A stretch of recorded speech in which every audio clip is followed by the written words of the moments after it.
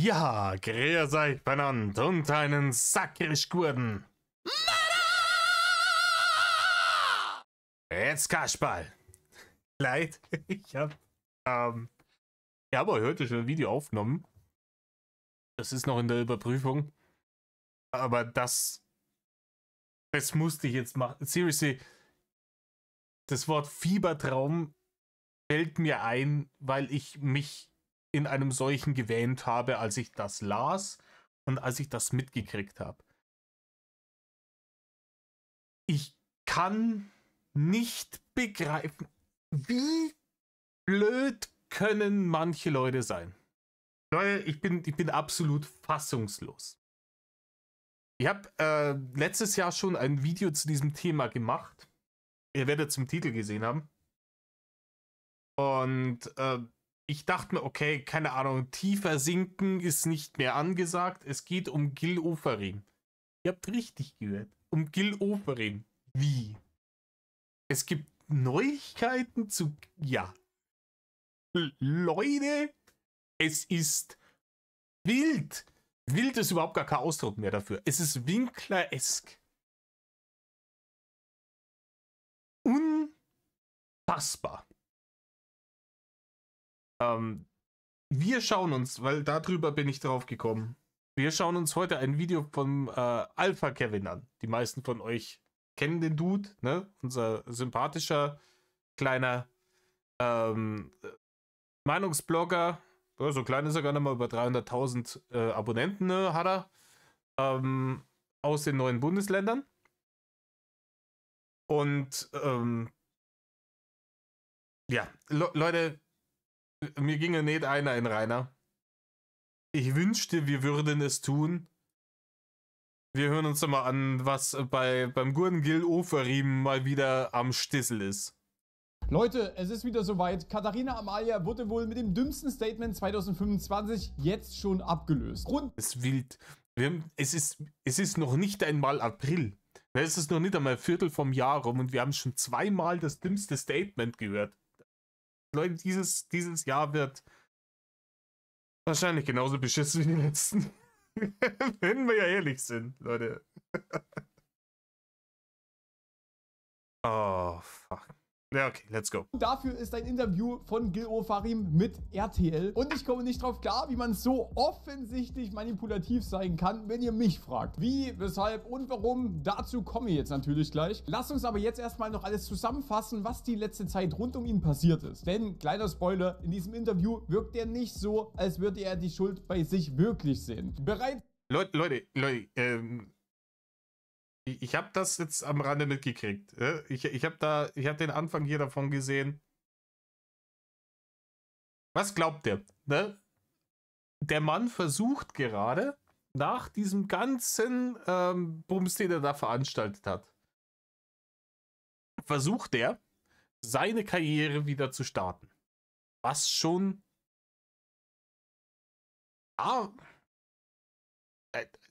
kühne Aktion ist, sagen wir mal so. Ne? Eine sehr kühne Aktion. Der Mann hat, wenn wir uns erinnern, er wird es gleich sicher auch noch sagen, 2 Jahre lang gelogen über diesen Vorfall in diesem West Inn in Leipzig damals. Der beschuldigte Hotelmitarbeiter ist durch die Hölle gegangen. Sodass ich es mir nicht vorstellen will. Hat dann kleinlaut, als er mit dem Rücken zur Wand stand und es gar nicht mehr anders ging und ihm sein Anwalt wahrscheinlich gesagt hat, Herr Ofarim, wenn Sie heute nicht reinen Tisch machen, dann sitzen Sie nächste Woche im Kittchen. Hat er, wie so ein kleines Kind, das dazu gezwungen wird, sich zu entschuldigen, obwohl es nicht verstanden hat, was es falsch gemacht hat, kleinlaut da ein paar Sätze hingemurmelt, ein paar Barren in der Gegend umeinander geschmissen und hat sich geschlichen. Dann kam er mit diesem unsäglichen Instagram-Video. Ihr erinnert euch, ich habe da ein Video drüber gemacht, in schwarz-weiß, mit der Schiebermütze, der Brille und dem ganzen Ding. Shalom, hast du nicht gesehen. In dem auch nicht ein einziges Wort verloren wurde über sein Opfer. oder den ganzen Wahnsinn, den er da damals ausgelöst hat. Und da war ich schon sauber mit. Und jetzt hören wir uns mal zu, was da noch passiert ist. 2021 wollte Gil Ofarim im Westin Hotel in Leipzig einchecken. Dort meinte Gil vor Ort, dass ein Mitarbeiter des Hotels wollte, dass er doch mal bitte seinen Davidstern wegpacken solle. Einen Tag später verfasste Gil Ofarim dann diese Instagram-Story. Auf dem Gehsteig vor dem Hotel West Inn in Leipzig schildert er, wie er versucht habe, dort einzuchecken. Wegen technischer Probleme am Schalter habe sich eine Schlange gebildet. Kann passieren, alles gut. Kann passieren. Dann aber seien Menschen, die hinter ihm in der Schlange standen, von einem Hotelangestellten vorgelassen worden. Es sei zum Streit gekommen. Ofarim wirft dem Hotelmitarbeiter Markus W. Antisemitismus vor. W. habe Ofarim aufgefordert, seine Kette mit Davidstern zu verstecken. Um das nochmal in Kontext zu setzen, es ist wohl so gewesen, das ist zumindest meine Information, dass besagte Gäste, die da vorgelassen wurden, entweder waren es Stammgäste oder die waren bereits eingecheckt. Die haben irgendwie, keine Ahnung, Online-Check-In oder sowas gemacht. Ja? Auf jeden Fall war es dadurch möglich, die schneller irgendwie abzufrühstücken, dass die rankommen. Bevor er einchecken dürfe. Wirklich? Deutschland 2021. Dann hat sich der liebe Gil Ofarim aufgehört wie ein Stall vor Laffen. Und dann wird wohl der Hotelangestellte gesagt haben, Herr Ofarim, es tut mir fürchterlich leid, aber ich kann jetzt nichts an der Situation ändern. Das wird noch ein bisschen dauern, Sie kommen dran, wenn Sie drankommen.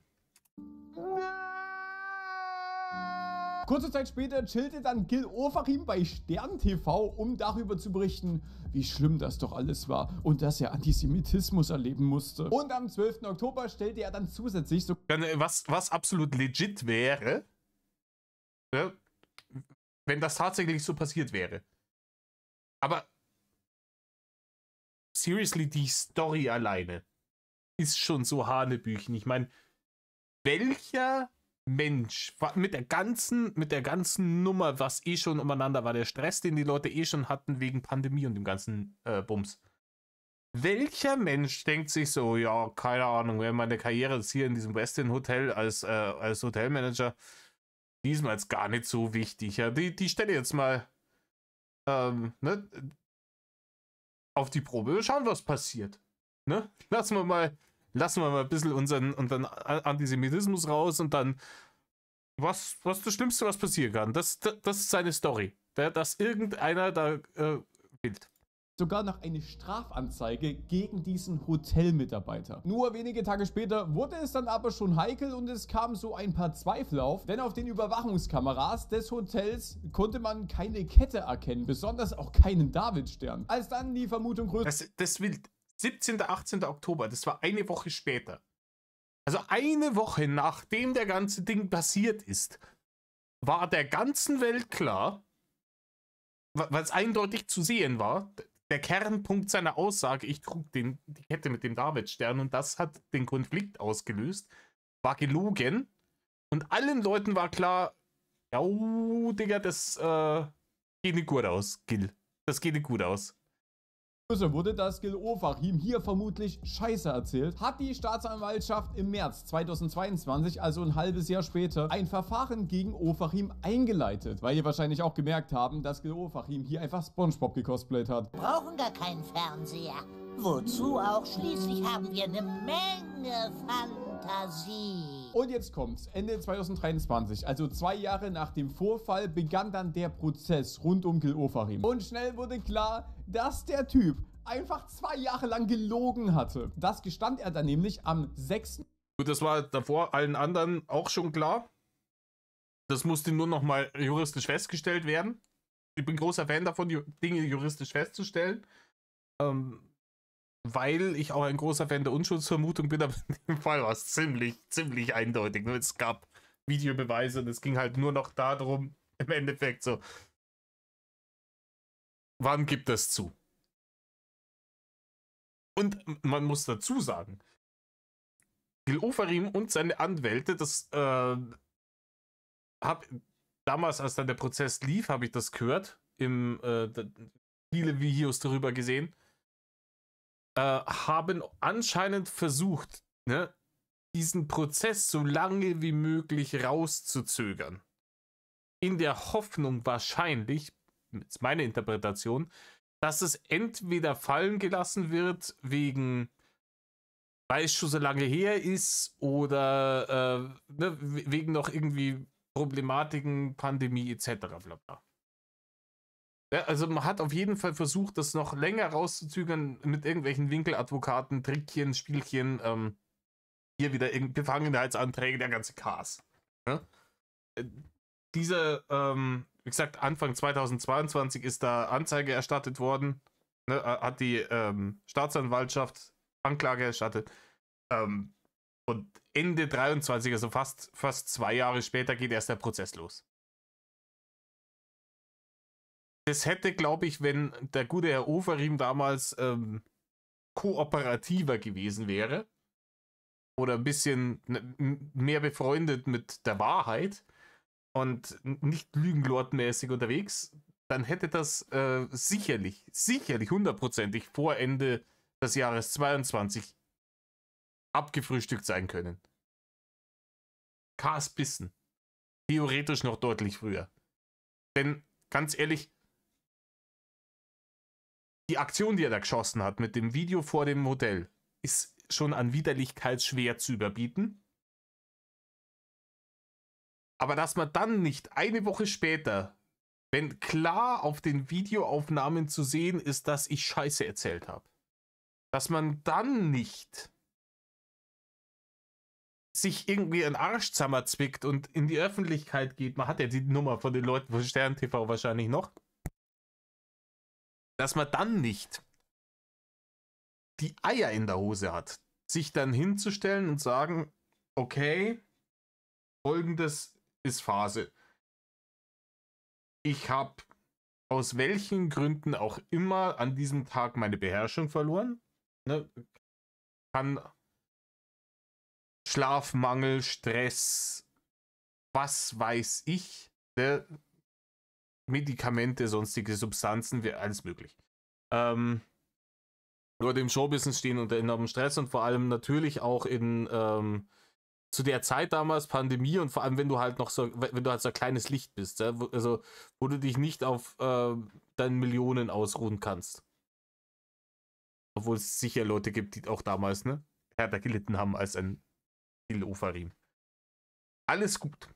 Nicht gut, aber sagen wir mal, ne, wenn du dann hingehst und sagst, hey, ich hab da richtig ins Klo gegriffen, ich war einfach Matt, wie Rainer am 30. Geburtstag und ich wollte ihm einfach eins reinwürgen, weil ich mich ungerecht behandelt gefühlt habe und mir ist klar, das war Arsch und das macht man nicht und ich möchte mich entschuldigen bei lange Liste auspacken, ganz oben dem Mitarbeiter des Hotels, dann den Leuten, die für ihn auf die Straße gegangen sind, um gegen Antisemitismus zu demonstrieren, was ich natürlich gut finde, aber wo ich mich natürlich frage, wie viele von den Leuten werden bei der nächsten Demo gegen Antisemitismus, wenn jemandem vielleicht tatsächlich was passiert ist, noch aufschlagen, weil sie sich denken, ey, den Scheiß mal nicht nochmal mit. Das letzte Mal wegen Gil Overeem habe ich mich zum allerletzten Obst gemacht, weil ich 3 Tage lang vorm West in Leipzig gestanden bin und gegen Antisemitismus protestiert habe, der nie stattgefunden hat. Und allen anderen Leuten, denen er da, ne, Zentralrat der Juden generell, ne, die jüdische Gemeinde in Deutschland, die Justiz, die Polizei, deren Zeit und Geld und Ressourcen er verschwendet hat. Den ganzen, also die Liste derer Leute, bei denen er sich hätte entschuldigen können, die ist sehr, sehr lange. Und dann sagen, ich möchte jetzt die Leute auch nicht weiter durch irgendeinen Prozess oder sowas oder jahrelange Verzögerungsmaßnahmen noch weiter unter Druck setzen und noch weiterem Bullshit aussetzen. Und wir beenden das jetzt hier und ich warte, bis der Strafbefehl vom Gericht kommt und egal was da drin steht, das wird gemacht. Wird wahrscheinlich bezahlt erstmal. Und gegebenenfalls irgendwelche, was weiß ich, Sozialstunden erledigt oder sonst irgendwas, dann wäre der Kas gebissen gewesen. Noch vor Ende des Jahres noch vor Ende des Jahres 2021 hätte es vom Tisch sein können. Ja, dann hätte er ein bisschen den Ball flach gehalten und dann wäre er Ende 22 oder 23 wäre er dann irgendwie wieder in die Öffentlichkeit gekommen, passenderweise, und dann ist die Pandemie vorbei. Ne? Viele Auftritte hätte er 22 dann eh nicht mehr gekriegt. Und dann hätte er sagen können, yo, keine Ahnung, vielleicht den ganzen Ding in einem Lied verarbeiten. Er ist ja doch Musiker und da ist ja sein Herzblut drin und sowas. In einem Lied verarbeiten und zwar nicht in einem Lied voller Selbstmitleid und Selbstgefälligkeit und Arroganz, sondern in einem Lied, das vielleicht auch die eigenen Fehler aufarbeitet. Dann hätte ich ihm, wenn er damit Erfolg gehabt hätte, den Erfolg auch von Herzen gegönnt, weil ich mir denke, so, dann hat er es gelernt, dann hat er es gecheckt, was er Scheiße gebaut hat. Dass er Edzard derjenige war, der hergegangen ist und die Scheiße gebaut hat. Und dann, ne, wäre der Resozialisierungsgedanke, dem ja unser Justizsystem, also der ja unserem Justizsystem zugrunde liegt, wäre meiner Meinung nach erfüllt. Wenn man aber, wir kennen das von Rainer, wenn man einfach so von Narzissmus zerfressen ist, dass man nicht eingestehen kann, dass man selber halt richtig tief ins Klo gegriffen hat, dann macht man diesen ganzen Zirkus, dieses Kasperle-Theater über Jahre hinweg. Dann dieses unsägliche Instagram-Statement da vom letzten Jahr und denkt sich, und jetzt geht's los, jetzt haben sie es alle vergessen und jetzt startet meine Karriere wieder durch. Hat mir jetzt ein bisschen bremst, aber das nächste Mal darf ich wieder bei der Passion auf RTL mitspielen oder so ein Scheiß. Ja? Weiter im Text. Verhandlungstag, wo es wahrscheinlich keine Option mehr gab, sich daraus zu retten. Und er entschuldigte sich dann dafür auch öffentlich. Wie ernst man die nehmen kann, das werden wir gleich noch merken. Das muss ja, gar nicht, lieber Alpha Kevin. Er aber vermutlich auch einfach machen, weil er einfach 2 Jahre lang durchgängig über eine Person gelogen hat und der Mitarbeiter wie der größte Antisemit dargestellt wurde. Und schließlich musste er dann als Strafe 10.000 € spenden, welche dann im August 2024 bestätigt wurde. Im Übrigen hatte das Verhalten von Gil Ofarim verheerende Konsequenzen für den Mitarbeiter. Dieser bekam zwar für die ganze Zeit Unterstützung vom Hotel, was wirklich sehr, sehr lobenswert ist, jedoch war der öffentliche Druck natürlich so groß, dass er davon psychische Probleme bekam. Und er musste zusätzlich auch mehrere Wochen seinen Arbeitsplatz wechseln, da die Sache... Im Übrigen, ich finde das auch, klar, da war es relativ obvious, weil die haben ja ihre eigenen Sicherheitskamerabilder anschauen können am selben Tag noch und haben gesehen, dass Bullshit ist, was Gil Ofarim da verzapft hat. Aber ich finde das gut, dass da ein Arbeitgeber eben auch erst einmal von der Unschuldsvermutung ausgeht, anstatt panisch irgendwie im Schadensbegrenzungsmodus wild irgendwelche Leute zu entlassen und fallen zu lassen wie eine heiße Kartoffel.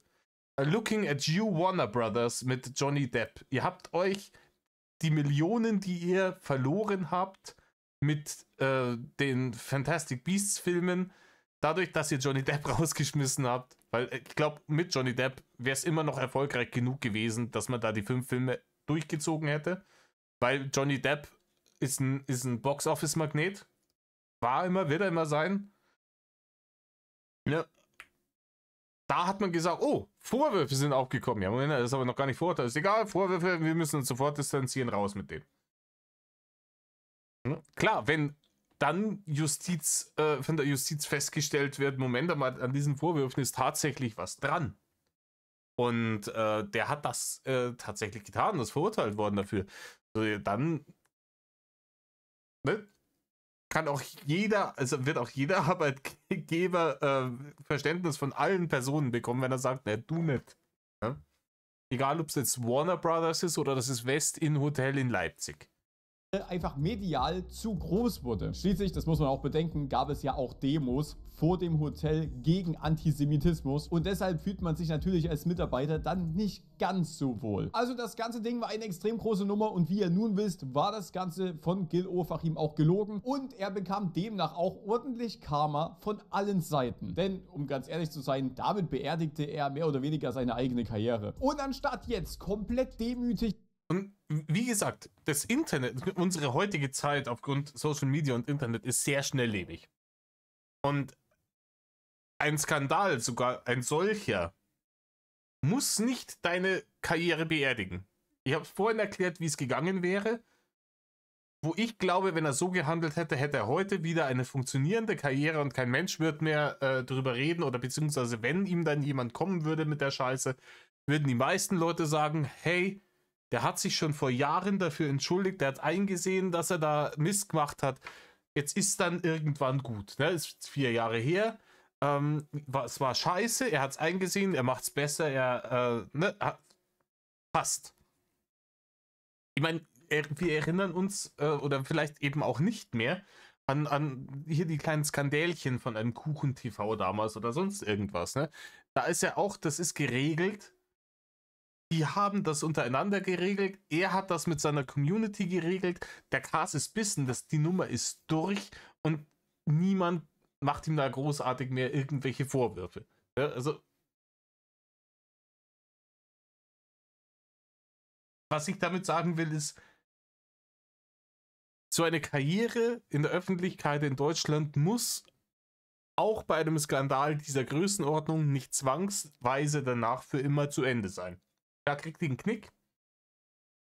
Aber wenn du damit richtig umgehst, kannst du halt weiter auch in der Öffentlichkeit stattfinden. Aufzutreten, gab er bei RTL ein Interview ab, worauf ich einfach nicht klarkomme. Da fragt man sich wirklich, wie dumm ein Mensch sein kann. Also das ist natürlich meine persönliche Sicht der Dinge. Denn nach der ganzen... Ja, lieber Alpha Kevin, mit der Sicht der Dinge, da bist du nicht alleine. Die hast du nicht exklusiv, da sind wir schon mit im Boot. Zur Zeit hat RTL am 20. März ein Interview mit ihm geführt, wo er sich wie das größte Opfer dieser Welt inszeniert. Und ja, hier muss ich ehrlich sagen, er ist auch ein Opfer, aber nicht so, wie er es gern hätte. Dort geht er nämlich auf ein paar Well played, my Eastern German friend. Punkte ein, die doch schon ziemlich spannend sind, und das hören wir uns gleich mal ein bisschen genauer an. Denn mit der ganzen Vorgeschichte, die ich euch gerade erzählt habe, wirkt das wie ein dummer Scherz. Am Anfang vom Gespräch meinte er noch, dass er sich in Absprache mit seinen Anwälten geeinigt habe, während des damaligen Prozesses nichts dazu zu sagen, bis auf diese 3 Sätze hier. Die Vorwürfe treffen zu. Herr W., ich möchte mich entschuldigen. Es tut mir leid. Und dann war es vorbei. Ich habe die Schuld auf mich genommen, um dem ein Ende zu setzen, weil ich war nicht mehr fähig, weiterzumachen. Weder mental noch... Es ging nicht mehr. Ich konnte aber nicht mehr. Alter, ich kann mir die Scheiße nicht anschauen, ohne über die Maßen matt zu werden. Wir hören uns das noch einmal an. Lasst euch das mal wirklich irgendwie im Gehörgang, ne? Leid. Und dann war es vorbei. Ich habe die Schuld auf mich genommen, um dem ein Ende zu setzen, weil ich war nicht mehr fähig, weiterzumachen. Weder mental noch... Es ging nicht mehr. Ich konnte aber nicht mehr. Ich habe die Schuld auf mich genommen, ob du mich verarschen willst, habe ich dich gefragt. Digga, du hast die Schuld nicht auf dich genommen. Du warst schuld an dem, was da passiert ist. Ne? Du hast da gelogen. Du hast nicht die Schuld auf dich genommen, sondern du hast zugegeben, dass du schuldig bist. Im Sinne der Anklage. Das sind 2 sehr, sehr unterschiedliche Paar Stiefel. Ich glaube nicht mal, dass das beide Stiefel sind. Das eine ist ein stabiles Paar Stiefel, auf dem man vielleicht sich wieder auf den Weg in Richtung einer funktionierenden Karriere und einem Leben in der Öffentlichkeit machen könnte. Und das andere ist ein paar Flipflops gemacht aus nassem Klopapier. Digga.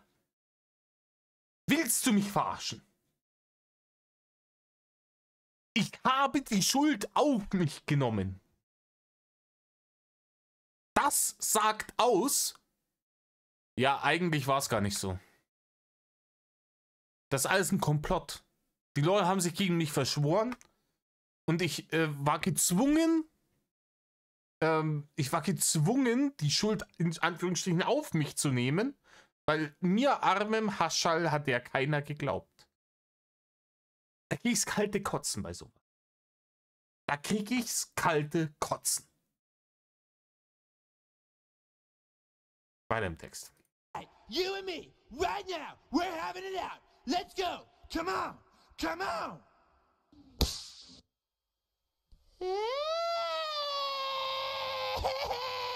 Ja, das nächste. Ja, mir ging es mental so schlecht. No shit.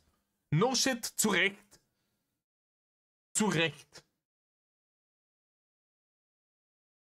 Aber es ist wieder ich. Das Winkler-esk auf allerniedrigstem Niveau. Mir ging es so schlecht. Ich habe die Schuld auf mich genommen. Ich wusste nicht mehr. Ich habe es nicht mehr ausgehalten. Es wird wieder kein Wort über seine Opfer verloren. Wie es denen vielleicht ging. Die gezwungen waren, 2 Jahre lang diesen Bullshit mitzumachen. Nur weil der werte Herr Overeem der Meinung war, falsche Antisemitismusvorwürfe in den Raum zu werfen und anstatt das dann zuzugeben am nächsten Tag, wo er wieder nüchtern war, double down in that shit. Rein da, aber Vollgas. Und dann noch mit allen möglichen rechtlichen Spirankeln irgendwie versuchen, sich da aus der Affäre zu ziehen und im Zweifelsfall den anderen doch noch in die Scheiße zu reiten. Ja, herzlichen Glückwunsch, Herr Overeem. Da haben Sie aber richtig Charakter bewiesen. Und sich jetzt hinstellen und versuchen hier zu gaslighten und zu sagen, ja, eigentlich war es gar nicht so, ich bin ja eigentlich doch das Opfer. Digga. Ganz ehrlich, ich habe das komplette Interview nicht gesehen, ich habe nur die besagten Ausschnitte gesehen, weil, keine Ahnung, die reichen, um zu wissen, dass der Rest von dem, was er verzapft, auch Bullshit ist. Das ist, wie gesagt, reiner Level von Bullshit, der hier erzählt wird.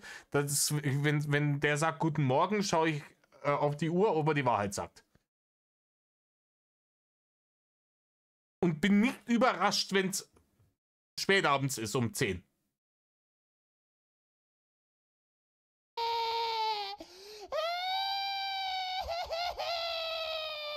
Was ein Typ. Also ich frage mich, ob der von dem ganzen Rumgelüge überhaupt irgendwas eingesehen oder bereut hat. Der sagt in diesem Interview einfach eiskalt, dass er die Schuld nun auf sich genommen hat, weil er einfach nicht mehr konnte. Nicht, weil er beim Lügen erwischt wurde und das Ganze mittlerweile schon offensichtlich war. Nein.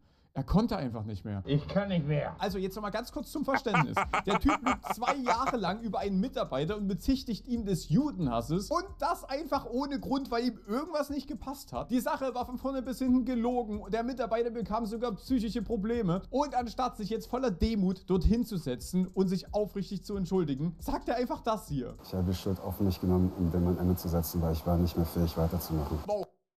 Ja, Digga. Entschuldigt meinen Gassenjargon. Ich habe eher zu viele Hater. Ne? Klasse Leistung, jetzt immer noch so zu tun, als sei der Mitarbeiter das Problem gewesen. Und man habe ja nur aufgehört, weil man selber so abend dran war und niemand... Ja, das Dreckschwein, warum wehrt er sich auch gegen die falschen Vorwürfe? Ne? Der ist einfach hinnehmen können.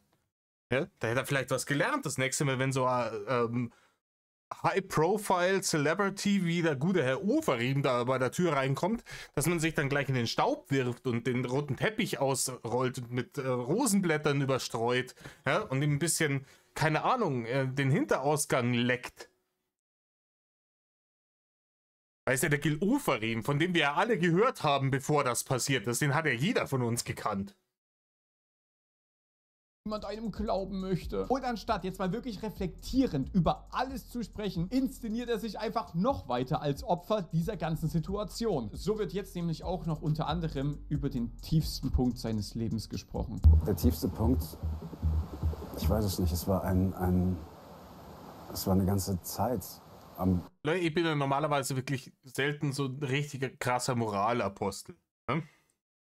Aber im Falle von einem Rainer Winkler oder einem Gil Overeem in der Situation, ne, moralisch gesehen, Digga, war dein tiefster Punkt. Der absolut mit Abstand tiefste Punkt, als du vorm West-In gestanden bist oder gesessen hast und diese Scheiße aufgenommen hast und dich danach noch entschieden hast. Ich glaube, das hat er erst am nächsten Tag in der Früh hochgeladen.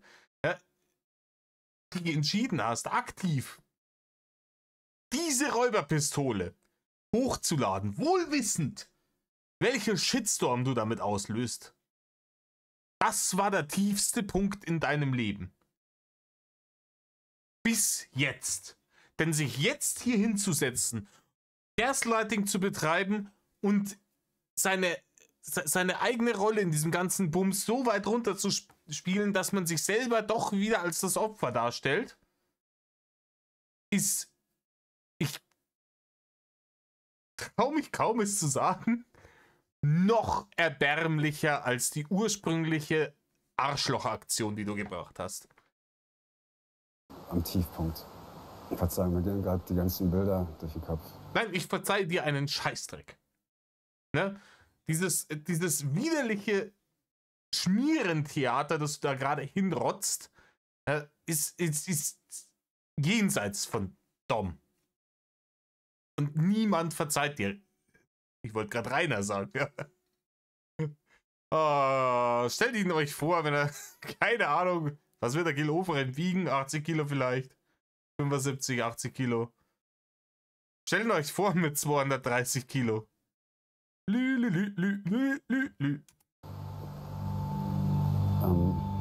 Mir war bewusst, dass mit der Entscheidung, die ich da getroffen habe, womöglich meine gesamte Karriere, alles, was ich bisher erreicht habe und gemacht habe in meinem Leben, nicht nur vergessen sein wird, sondern letztendlich auch vor dem Ruin meiner Karriere stehe. Oh, du armer Bur. Wie gesagt, ich habe vorher erklärt, wie du das hättest abwenden können, trotz dem Fuck-up, den du da veranstaltet hast. Ne? Aber ich habe... Und so wie du dann gehandelt hast, ist deine Karriere zu Recht das Klo runtergegangen. Die Schuld auf mich genommen, um all dem auch ein Ende zu setzen. Alter. Well played, lieber Alpha Kevin. Well played. Ich hätte es selbst nicht besser sagen können. Oh, meine Fresse.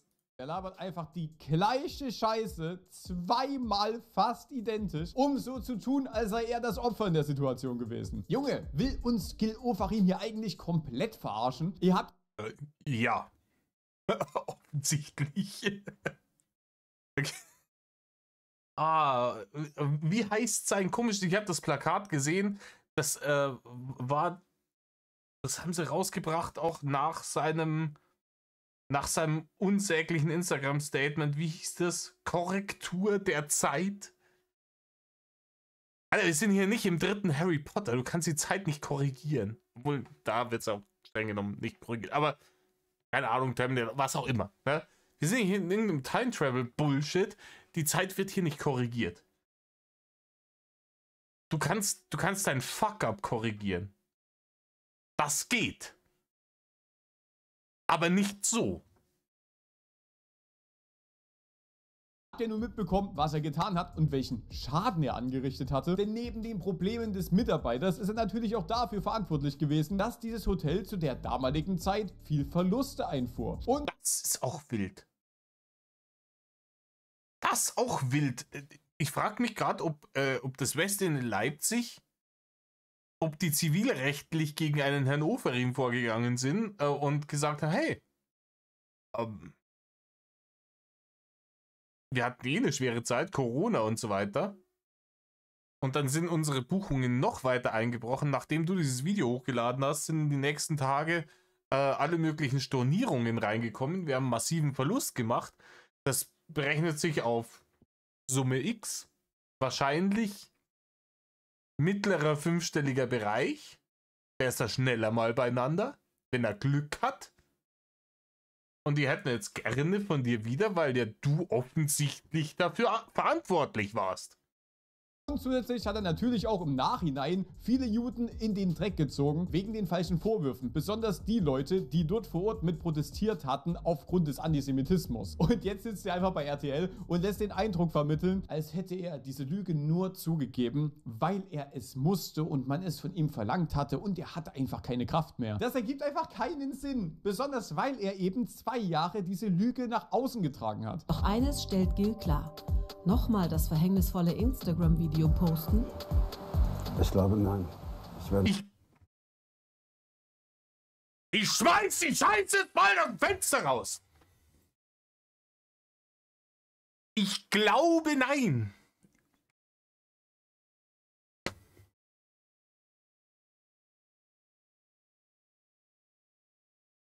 Das will ich immer in so einer Bewährungsanhörung. Ne? Wenn Leute angehört werden, ob man den Rest der Gefängnisstrafe auf Bewährung aussetzen kann.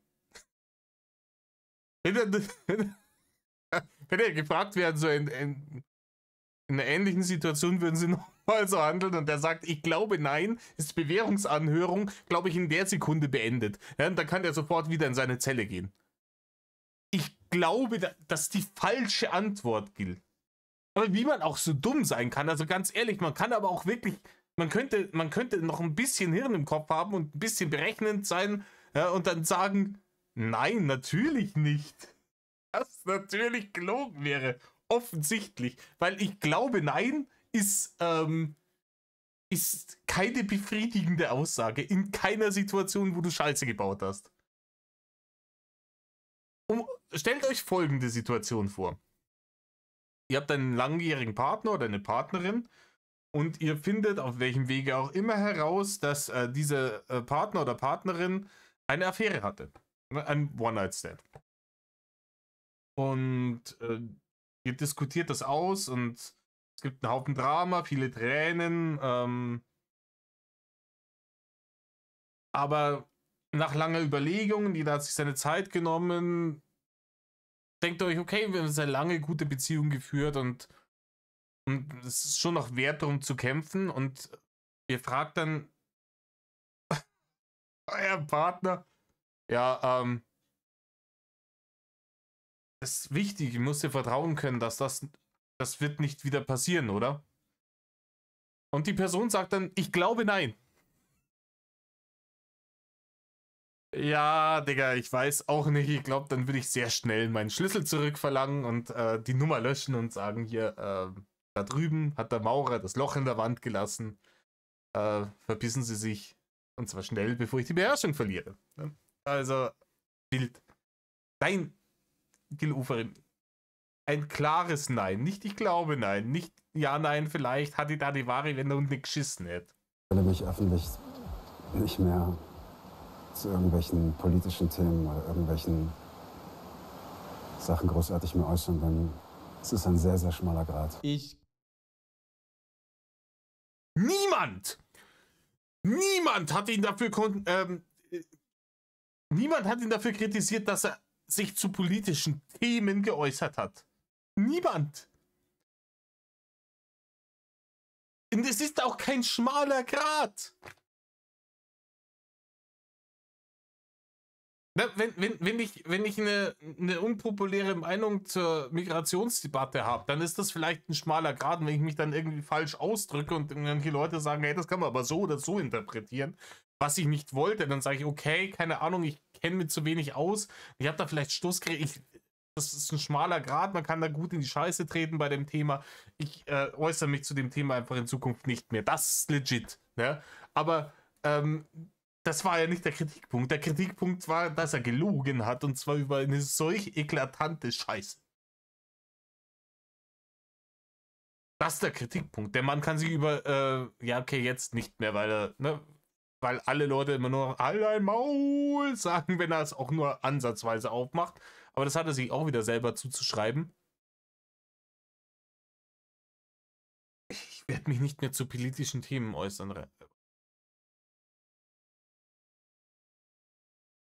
Ich glaube, nein, sagt er einfach. Also im Sinne von eigentlich schon, aber man merkt ja, was dann daraus resultieren kann. Dieser Typ regt mich tatsächlich mal auf ernsthafter Basis auf. Muss ich nicht nur dich, Alter. Ich bin auch auf 188 gerade. Ehrlich gestehen. Denn er hatte jetzt hier endlich mal die Möglichkeit, reinen Tisch zu machen und allen zu zeigen, dass er nicht mehr hinter den Lügen steht und dass er sowas wie noch einen Hauch von Anstand besitzt. Aber nö, der chillt einfach bei RTL und sagt, wie doll er doch jetzt am Arsch ist. Ach, der arme Gil. Naja, ich sag's jetzt einfach mal ganz ehrlich, den Downfall hat er sich selbst zuzuschreiben und das komplett verdient. Ja, Gil Ofarim ist halt manifestierte Meme mit dem Typen, der sich selber eine Eisenstange vorne in die Radlspeichen reinschmeißt, oder? Das Gil Ofarim. Wer mit so einer Sache lügt und solche immensen Schäden in Kauf nimmt, der kann halt auch gerne aus der Öffentlichkeit verschwinden. Ja, da kann er sein dummes Maul halten. Ich meine, das ist ja jetzt nicht so ein Larifari-Beef auf YouTube, wo man sagt, okay, nach 3 Tagen ist das Ding vergessen. Hier wurden ja wirklich Personen und Unternehmen immens geschadet. Besonders, wenn man sich jetzt noch nach 3,5 Jahren so in einem Interview gibt. Tatsächlich ist der Typ auch so krass von sich und seinem Können selbst überzeugt, dass er in Zukunft... Ganz ehrlich, dafür ist auch... Das kannst du ja wenn du es jetzt mit der Wien-Aussage von Rainer vergleichst. Ja, die war dumm. Ja, er hat es auch nicht eingesehen. Hm? Und es ist immer noch verabscheuungswürdig und ich würde ihm am liebsten trotzdem das gern mal irgendwie von Latz knallen, was er sich dabei eigentlich gedacht hat. Aber er hat ja damit bei niemandem wirklich persönlich Schaden angerichtet. Natürlich sind Leute mad geworden, gerade die Leute, die da betroffen waren irgendwie. Ne? Aber was der gute Herr Ofarim da gemacht hat, das sprengt den Rahmen. Ne?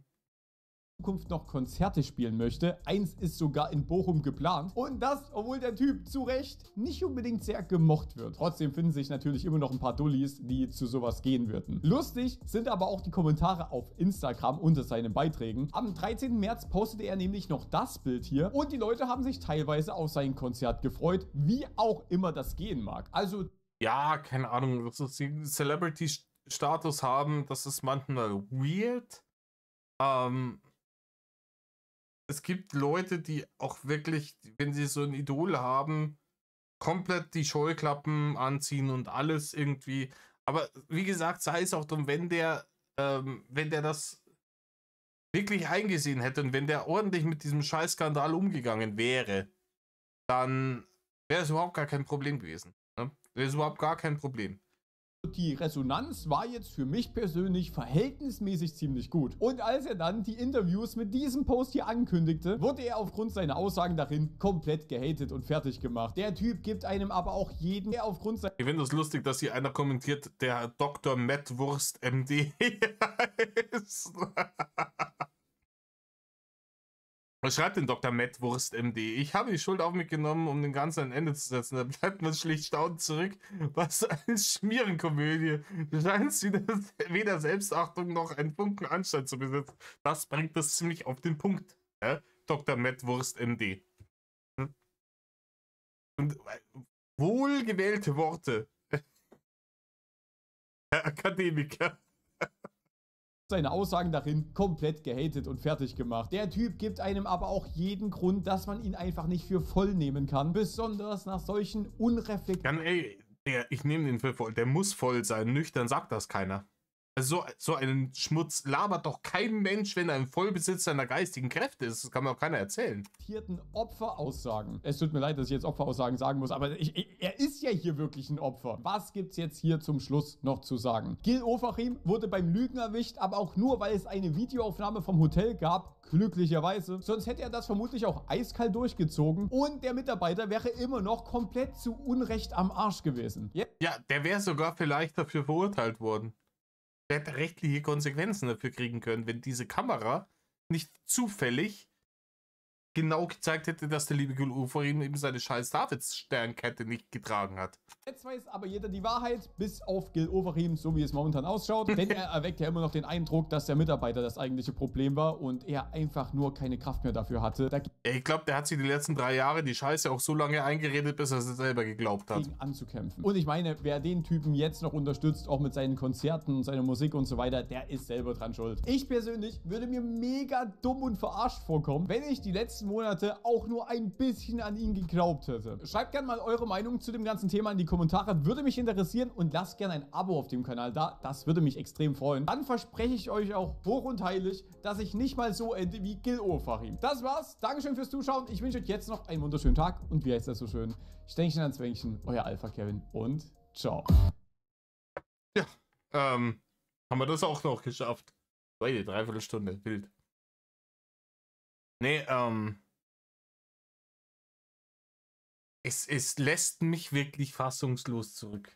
Ich dachte, nach dem ganzen Bums mit dem Prozess kann es nicht mehr schlimmer werden. Dann dachte ich, nach dem Instagram-Statement kann es nicht mehr schlimmer werden. Ich glaube, es wird noch schlimmer. Ich glaube, dass dieser mediale Backlash, der sich jetzt hier gerade aufbaut, dazu führt, dass Gil Ofarim weiter noch dümmere Scheiße verzapft als vorher. Also ich würde jetzt aus anekdotischer Evidenz, ne, aus meiner eigenen Erfahrungsschätzung einfach darauf wetten. Also wenn mir jemand sagen würde, Kaspar, 50 Euro, macht der es noch schlimmer oder sieh das ein? Ich wüsste sofort, wo ich mein Geld hinsetze. Ne? Aber in diesem Sinne, Leute, macht nur nicht, was Gil Ofarim gemacht hat. Um Himmels Willen. Ne? Und wenn, dann macht euch gerade dafür. In diesem Sinne. Baba Medlov.